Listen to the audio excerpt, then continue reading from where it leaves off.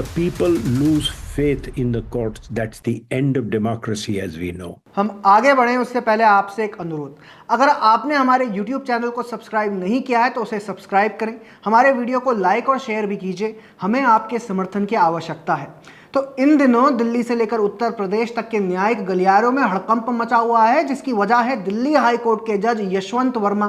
हाल ही में दिल्ली में उनके सरकारी बंगले में आग लगने की एक घटना हुई थी। मीडिया रिपोर्ट्स के मुताबिक जस्टिस वर्मा उस समय कहीं बाहर थे। परिवार ने आग बुझाने के लिए फायर ब्रिगेड से मदद मांगी और फायर ब्रिगेड ने तत्काल एक टीम को लुटियंस जोन स्थित उनके घर भेज दिया। रिपोर्ट्स में दावा किया जा रहा है कि बंगले में आग बुझाने के दौरान भारी मात्रा में कैश देखा गया। हालांकि इस घटनाक्रम में एक नया मोड़ तब आया जब दिल्ली फायर ब्रिगेड के प्रमुख अतुल गर्ग ने दावा किया कि जस्टिस वर्मा के आवास पर फायर डिपार्टमेंट के स्टाफ को कोई नकदी मिली ही नहीं। मीडिया रिपोर्ट्स में जस्टिस वर्मा के घर से कैश मिलने के दावे के बाद ही सीजेआई संजीव खन्ना की अध्यक्षता वाले सुप्रीम कोर्ट कोलेजियम ने जस्टिस वर्मा का इलाहाबाद हाई कोर्ट में ट्रांसफर करने का फैसला लिया है। सुप्रीम कोर्ट ने यह भी कहा है कि जस्टिस वर्मा के ट्रांसफर का प्रस्ताव और इस मामले की जांच अलग अलग विषय हैं। लेकिन इन सबके बीच एक और बड़ी खबर आ रही है कि 93 करोड़ के एक पुराने घोटाले में भी जस्टिस यशवंत वर्मा का नाम सामने आया था, जिसके बाद सीबीआई ने उन पर केस दर्ज किया था। उस दौरान उनका नाम शुगर मिल बैंक धोखाधड़ी में सामने आया था। सीबीआई ने सिंबोली शुगर मिल्स, उसके निदेशक और अन्य लोगों के खिलाफ एफआईआर दर्ज की थी, जिसमें यशवंत वर्मा का भी नाम था। सीबीआई ने साल 2018 में इस मामले में 12 लोगों के खिलाफ एफआईआर दर्ज की थी, जिसमें यशवंत वर्मा 10वें आरोपी के रूप में लिस्टेड थे। तब ये कंपनी के नॉन एग्जीक्यूटिव डायरेक्टर के रूप में कार्यरत थे। ये मामला ओरिएंटल बैंक ऑफ कॉमर्स की शिकायत से शुरू हुआ, जिसमें चीनी मिल पर फर्जी लोन योजना के जरिए बैंक को धोखा देने का आरोप लगाया गया था। वहीं इस पूरे मामले में जुडिशरी से जुड़े लोगों के रिएक्शन भी अब आने लगे हैं। टीवी जर्नलिस्ट नविका कुमार के साथ बातचीत में justice Yashwant Verma cash case पर पूर्व सॉलिसिटर जनरल और वरिष्ठ अधिवक्ता हरीश साल्वे ने कहा कि इस तरह के आरोप जुडिशरी में जनता के विश्वास को हिला कर रख देते हैं। If the people lose faith in the courts, that's the end of democracy as we know.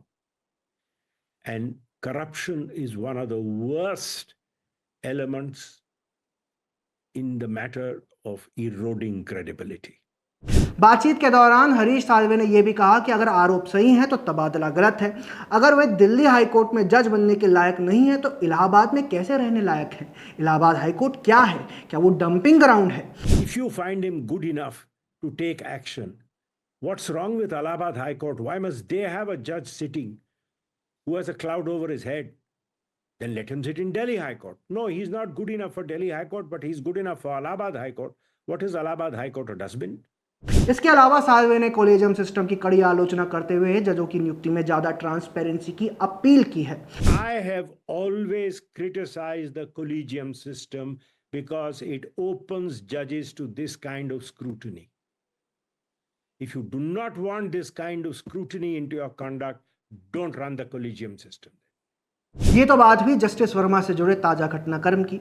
इसके साथ ही ये भी जानना जरूरी है कि कौन है जस्टिस यशवंत वर्मा, उनका जुडिशरी का करियर कैसा रहा है, अब तक उन्होंने कौन कौन से मामलों की सुनवाई की है और उनके द्वारा दिए गए फैसलों में कौन से बड़े फैसले शामिल हैं। जनवरी 1969 में इलाहाबाद यानी आज के प्रयागराज में जन्मे जस्टिस वर्मा ने दिल्ली यूनिवर्सिटी से बीकॉम किया।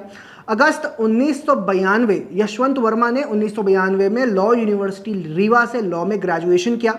1992 में यशवंत वर्मा वकील के रूप में एनरोल हुए।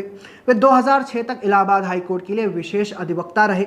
यशवंत वर्मा 2012 से 2013 तक अखिलेश यादव की यूपी सरकार के लिए मुख्य स्टैंडिंग काउंसिल रहे। यशवंत वर्मा को 13 अक्टूबर 2014 को अतिरिक्त जज बनाया गया। 1 फरवरी 2016 को यशवंत वर्मा ने इलाहाबाद हाई कोर्ट के स्थायी जज के रूप में शपथ ली। 11 अक्टूबर 2021 में दिल्ली हाई कोर्ट में उनका ट्रांसफर हुआ। बतौर वकील सिविल मामलों में उनकी विशेषता थी। इसके साथ ही संवैधानिक, इंडस्ट्रियल विवाद, कॉरपोरेट टैक्सेशन और पर्यावरण के मामलों को भी जस्टिस वर्मा सुनते थे। अब एक नज़र डालते हैं जस्टिस वर्मा के कुछ फैसलों पर, जिसकी चर्चा आज भी होती है। बतौर जज कई मामलों की सुनवाई जस्टिस यशवंत वर्मा कर चुके हैं। जस्टिस वर्मा के महत्वपूर्ण फैसलों की अगर बात की जाए तो अभिव्यक्ति की आज़ादी को लेकर भी उनकी एक अहम टिप्पणी रही है। जस्टिस वर्मा ने ही कांग्रेस पार्टी द्वारा इनकम टैक्स का नए सिरे से मूल्यांकन करने के खिलाफ दायर याचिका खारिज की थी। नेटफ्लिक्स की web series trial by fire पर रोक लगाने से उन्होंने इनकार किया था। जनवरी 2023 में नेटफ्लिक्स की web series trial by fire को लेकर सुनवाई हुई थी। उस सीरीज को बैन करने की मांग भी उठी थी। तब रियल स्टेट कारोबारी सुशील बंसल ने उस याचिका को दायर किया था। लेकिन तब जस्टिस वर्मा ने जोर देकर कहा था कि अभिव्यक्ति की स्वतंत्रता को बनाए रखना काफी अहम है। हो सकता है कि सरकारें कुछ चीजों को प्रकाशित करने के पक्ष में ना हो, लेकिन स्वतंत्रता बनी रहनी चाहिए। इसके अलावा स्पाइस जेट बनाम कलानिधि मारन मामला, शिबू सोरेन बनाम लोकपाल मामलों की भी उन्होंने सुनवाई की है। जाहिर है जस्टिस यशवंत वर्मा प्रकरण के बाद से जुडिशरी जगत में एक हलचल दिख रही है। यह घटना न्यायपालिका में पारदर्शिता और जवाबदेही पर सवाल उठा रही है। फिलहाल जस्टिस वर्मा की ओर से इस मामले पर कोई बयान नहीं आया है। यह मामला आने वाले दिनों में और चर्चा में रह सकता है, पर न्यायिक व्यवस्था में भ्रष्टाचार का यह पहला मामला नहीं है। इससे पहले सुप्रीम कोर्ट और हाई कोर्ट के न्यायाधीशों पर भ्रष्टाचार के आरोप लगते रहे हैं, पर उन्हें लेकर कॉलेजियम द्वारा अभी तक कोई ऐसा ठोस कदम नहीं उठाया गया है जो आम भारतीयों में न्यायपालिका के प्रति शक का जवाब दे। आखिर में यह जरूर बताइएगा कि आपको हमारा कंटेंट कैसा लगता है। जय हिंद।